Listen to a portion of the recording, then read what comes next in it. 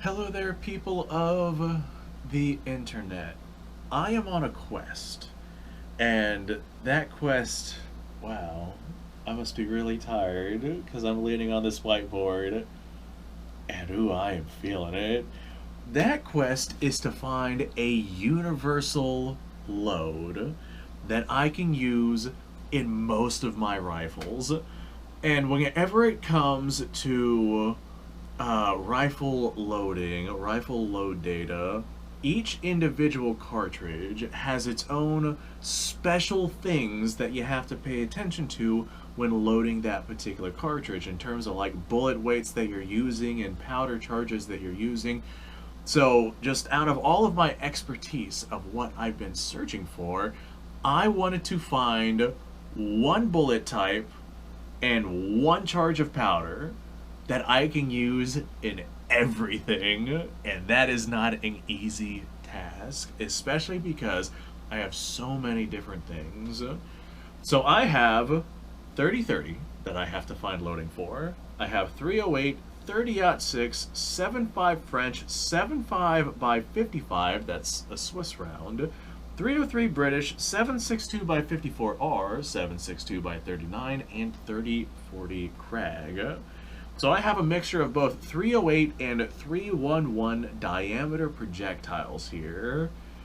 So I have to take all of that into consideration because these are two different bullet sizes.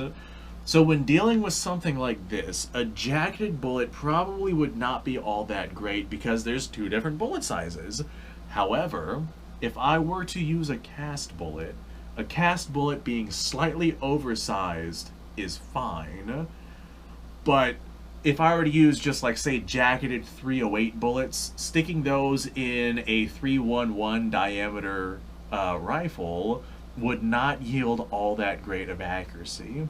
So I'm thinking probably a 310 diameter cast bullet with a gas check on it. That's probably going to be my universal bullet, a 310 diameter bullet. That's going to be not all that large in comparison to other cast bullets that are out there used in some rifles. So I can run that through 308 diameter bores because it's just going to be a cast lead bullet. But I can also run that through 311 diameter bores without much loss of accuracy. So I have my bullet, or at least for the most part, there's a lot of different bullet weights that I want to look at. And whenever it comes to the bullet weights, there's a lot to take into consideration. I have twist rates in all of my rifles. Most of them are, for the 30 cals anyway, most of them are a 1 in 10 twist. Some of them are like a 1 in 9, 9.5 or something like that, but that's not enough of a difference to really make a difference with what it is that we're doing here. So the 1 in 10 twist can handle all the way up to 240 grains of weight before it becomes too heavy to stabilize. However, I have several 30 caliber rifles that have a 1 in 14 twist. The 1 in 14 twist can handle all the way up to 175 grain bullets before those start to become unstable. So my weight maximum, if I want a universal charge for everything, is 175 grains, but I went ahead and backed off a little bit just for stability purposes, and I chose to find a 170 grain bullet. So we have a 310 diameter cast gas check projectile that is 170 grains in weight, and that's a pretty gosh darn good bullet. So now I have to take some things into consideration. I can't send that bullet faster than say 2200 feet per second, because beyond that you start to have some issues with lead bullets. Whenever we're dealing with lead bullets, it doesn't have that protective jacket on it, so you have to make sure that you use appropriate lubrication, and you have to make sure that you use a gas check with your bullet, and these are ways to reduce leading inside your rifle and maintain proper accuracy. As you push a lead bullet faster and faster, you lose more and more accuracy. So 2,000 feet per second to about 2,200 feet per second, that seems to be about the maximum ballpark of what you would want whenever it comes to the velocity that you're getting with your particular cast bullet. So we're looking to hit about that velocity with each of these cartridges with one charge of powder. And I think that I have found my one charge of powder, because looking at all of these and doing all of the research that I've done for the cast bullets that I've been playing around with, and I've got a bunch of cast bullet videos coming, I have found a particular charge that will send all of these at about those velocities. Some of them a little bit slower, but we'll get into that. So whenever it comes to the charge that you're using, there's a lot of factors that come into play. Number one, the charge cannot be undercharged to the point to where that charge is sitting below the primer pocket of that cartridge, because that can cause pressure spikes.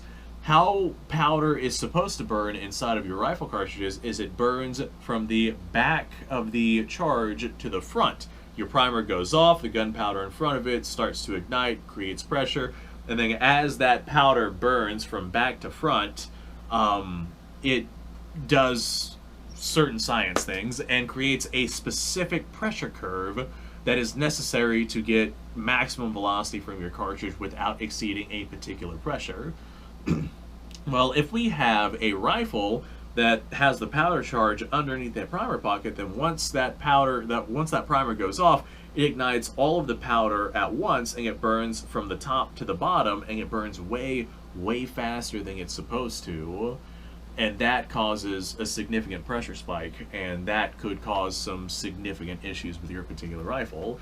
So with all of these cartridges, we have to figure out what the minimum requirement is with the amount of powder that we need, and what it is that we can achieve with what powders that reaches that minimum. And I think that I found it. So with that particular thing in mind, that falls into the category of slow burning powders. If you use a medium rate burning rifle powder, or potentially even a slow burning pistol powder, you can achieve some pretty gosh darn decent velocities without that pressure spike. With those slower burning powders, they don't care as much about the chamber space that you're using, just because they are designed to be able to essentially immediately ignite anyway.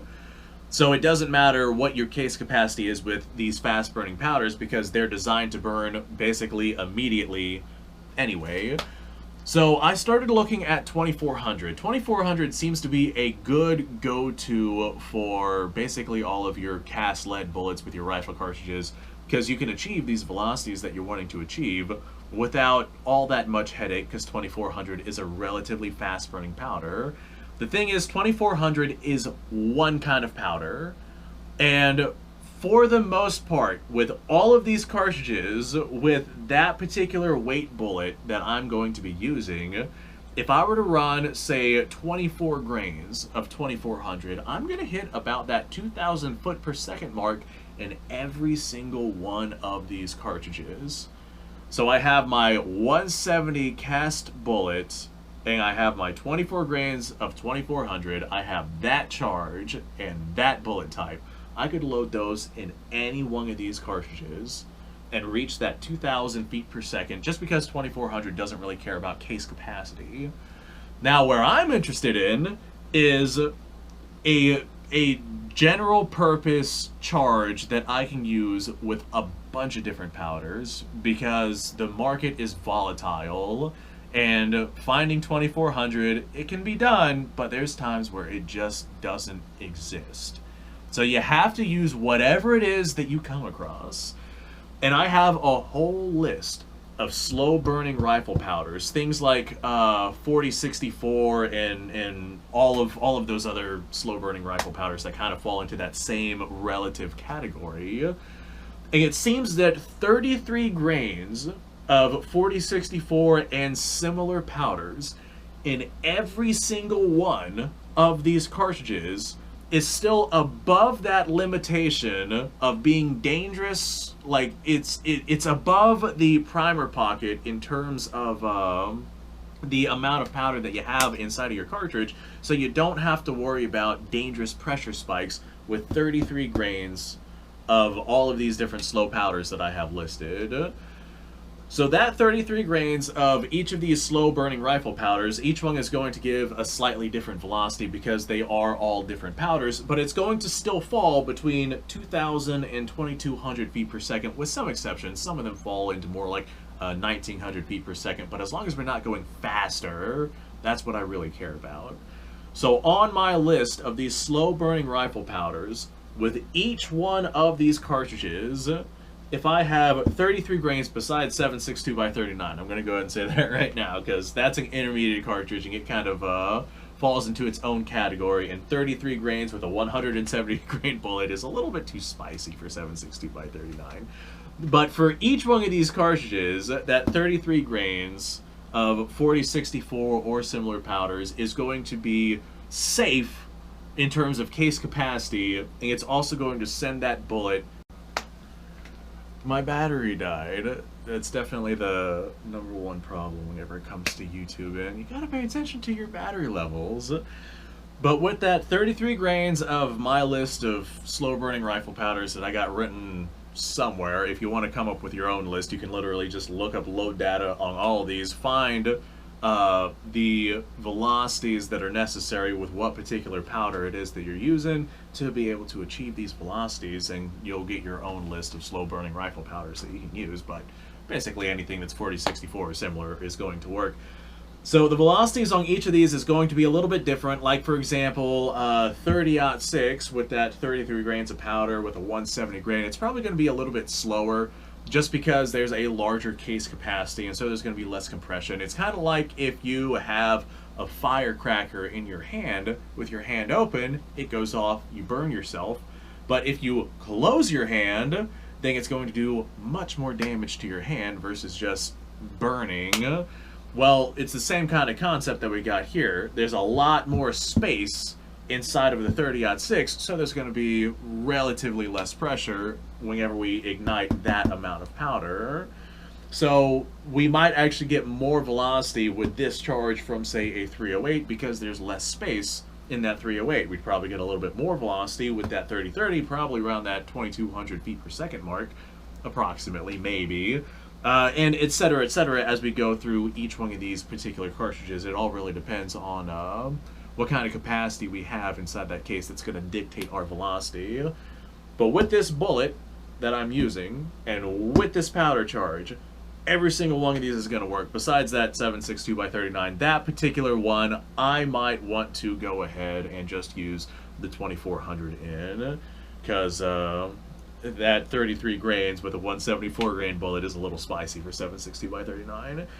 But this is a projectile at a velocity that is not going to tear up the bullet, and it's at a bullet weight that can stabilize in every single barrel twist rate that I have, and it's a bullet size that I can use in every single 30 caliber cartridge that I have, and it's at a velocity with a charge that is going to be safe and usable in every single cartridge that I have. So this is going to be my universal load data for everything. Cast, gas checked, 170 grain bullet for all of my 30 caliber cartridges, and then 33 grains of a slow burning rifle powder, basically anything that's on my list, and either that or 25, maybe 24 grains of 2400, and that should get me that 2,000 to 2,200 feet per second that I am looking for. This right here, this is the one. This is the one, guys, and I'm feeling it. So thanks for watching, folks. I appreciate your time. Like, subscribe, share. Description below has a link to all sorts of stuff. Go check it out. You guys go off. Have yourself a fantastic day. It's past midnight. I'm going to bed. I'll see y'all on the next episode.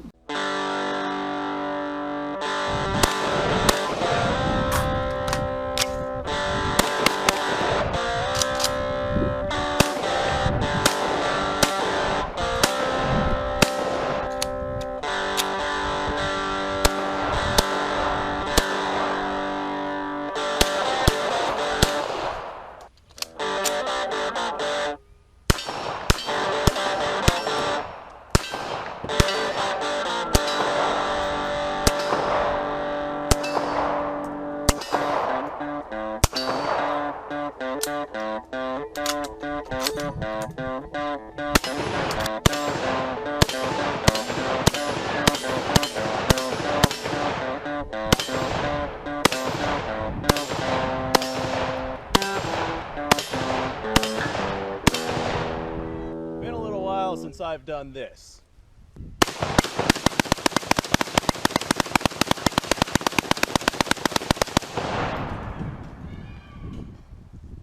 Bonnie and Clyde be damned. The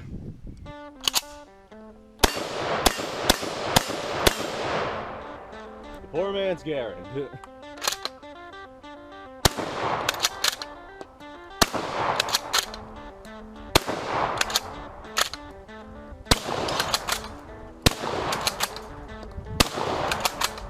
It's a shame that bolt-action shotguns aren't more mainstream.